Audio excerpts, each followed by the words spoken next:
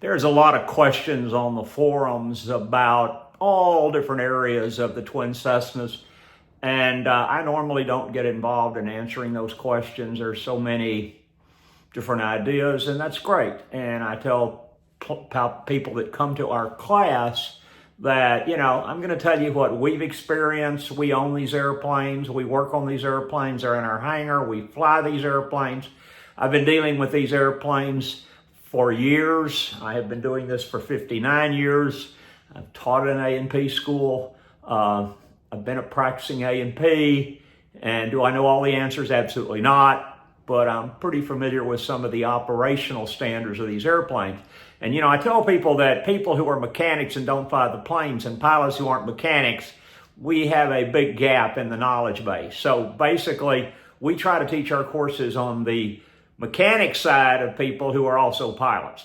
And one of the things that is coming up on the forums consistently is crazy fuel gauges. And it's all over there, and it's going to be all over there as long as you have the old systems. So let me explain to you basically the 310s all the way to the 421C is what usually ends up being problems with fuel gauges being erratic. And the problem comes down to 90% of the time are signal conditioners. Now, basically, there's two types of signal conditioners in these airplanes. There is the Gull system, and there's the penny cap system, I think made by Airborne Consolidated in the 340s, 310s, and you may see them in some of the 414s, but normally in the 414s, 421s, 414As and the 421Cs, you're going to see the Gull system. Now, these are what's causing your problem. These are why the fuel systems go goofy on you. And it is a problem. In fact, to the point that we don't fly the gauges. We fly the time. Now, the gauges, if you have the standard gauges in the airplane, they are the source, according to the FAA, for fuel volume. And remember, your gauges only have to be correct when they're on empty, but they're all over the place. Now, you can change these units. They are rebuilt. I will say, in my opinion, the Gull systems in the 414As and the 421C, the 103-gallon tanks, are more dependable than the penny cap system. In fact, we've kind of gotten to where we don't even fix the penny cap systems anymore. It used to be it was $895 to send them in for repair. Aeromock was one of the vendors. I don't know if Aeromock's doing them anymore. I had a core charge one time, long time ago, of $2,500, and I did an exchange, and I came unglued when I saw that core charge, and my attorney came out in me and basically wrote him a letter and said, I better not have a core charge when I send my penny cap system in on our 340. Now, you can change them. Let's say you've got one gauge on the right that's acting normally, and the gauge on the left is going goofy, and that's usually the 340 and 310s and 414s. You can do it. You can swap the lift to the right, and they'll end up having the problem if it's on the left. Now it's going to be on the right. Why do it? It's going to be the signal conditioners. I've had mechanics that will go in and rip out the tanks looking for the capacitance probe. Yeah, that's not it. Now, it can be some wearing. These planes are 50 years old, but about 90% of the time, it's the signal conditioners. So what do? Well, we kind of got to where we don't fix them. Now, the Gull system in the 414A and the 421C are pretty dependable. It's the larger one. It's located usually on the outside of the engine, next on the frame. It's pretty easy to get to. The screws are basically really hard. There's 4 screws that hold them in, but it's real easy to get to 3 of them, and the 4th one is bare. Now, remember, this is pretty simple. This system has basically 2 settings, a full and an empty. So you have to drain the tank on the 414A and 421C and set the empty. And then you have to fill the tank up and set the full. It's not difficult, okay? I've bought these things off of eBay for $300 and $400. Yeah, there's one right now on there for $1,000. I'm not paying $1,000. But we bought a $300 or $400 one. We rolled the dice, and it worked. And it's easy to set. So remember, you have to have fuel in to set it all the way to the top for full, and empty. Yeah, you got to drain the tank. We actually have some aluminum tanks that we can drain all the fuel out for empty. Suggest that you change these out when you're at a minimum amount of fuel. Now, the penny cap system in the 310 and the 340, and probably you may see some of these in the 421, the 414, and possibly the 421Bs. Anything that has multiple tanks, this was the system, and it's a bear. And we've got probably 4 or 5 of them in stock. They're all junk. They'll work for a while, and then they'll quit. And my last ones that I didn't decide to fix, the facility that I had a facility that does my annual. It's one of the top facilities for Twin Cessnas. Really, in my opinion, the top facility. They changed them, and they were $1,200. I didn't request it, but they did it, and I'm glad they did it because we really do need to rely on these. But we fly time. Yes, you can use your JPI systems, your Garmin systems, fuel flows. In our 340, we have a 760 JPI, and it is on the money. Why is it not allowed for certification by the FAA? Because the plane was never certified with those systems. But we fly time, and I get to where if I have one gauge acting stupid and the other gauge is acting normal, I will use the one gauge to kind of match up the other tank, until I can get it fixed. And yes, we have fixed them. So this is a problem, and usually all these crazy fuel readings are on these the system, Gulf system or the penny cap system. Now let's go to the 3 tank systems, and that's your main tank, your 50-gallon, which is, I always tell in class, it's your climb, descent, stern, chandelles, lazy 8s, inverted, split S's, or any other maneuver have to be done on the 50-gallon tank.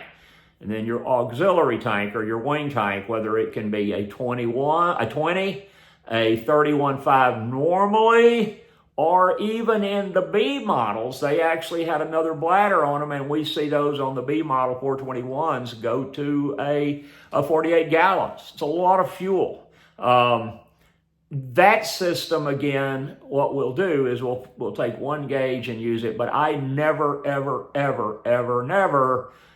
get below 10 gallons in any of those airplanes. You can do whatever you want, your airplanes, your checkbooks, your airplane, it's your passengers.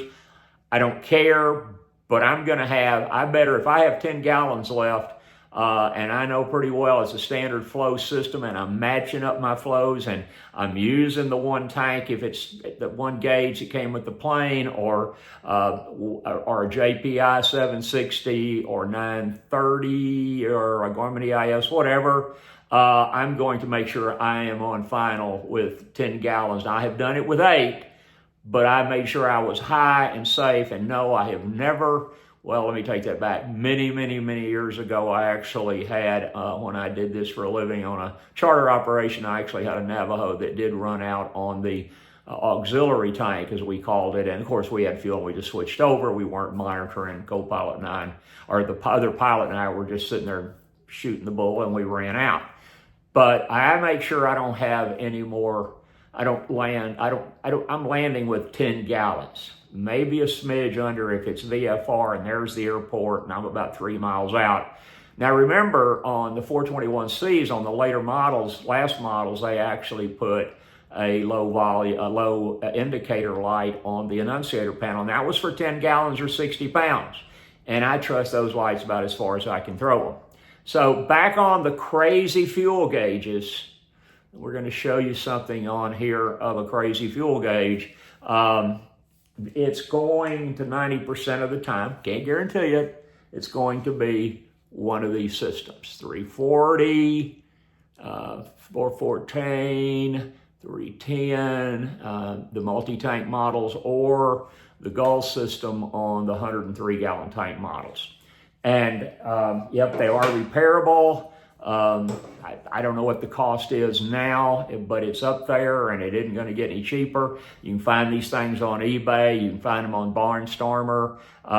They'll say, oh, as removed, good as removed. They're not really. I think we have 3 or 4 of them sitting in the tool room, in the parts room rather, and they're there, but we would ship them off. We use them. Now, one other problem is I'm going to throw in the fuel valves on these airplanes.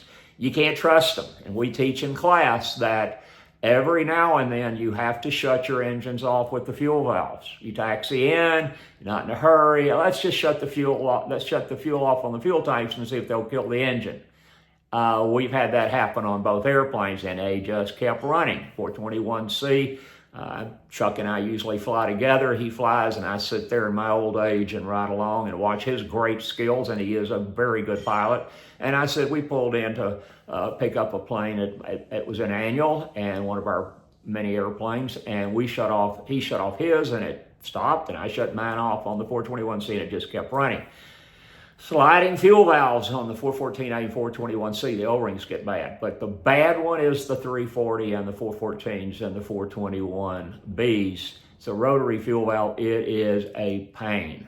And yes, there's a facility in Atlanta, Georgia that keeps them in stock and exchange them. I would never recommend having a shop repair those. There's too many shops out there that do this stuff for a living every day for 60 years or more, and they have a guarantee.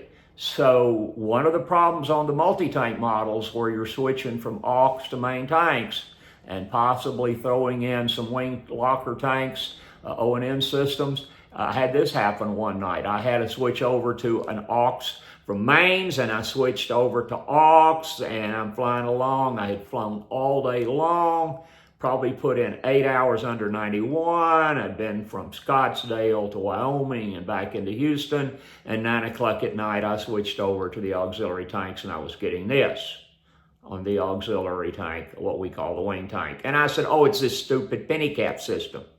Well, you better check it. Well, sure enough, I said, flipped on the little switch up there by the yellow light, and I got this on the main tank.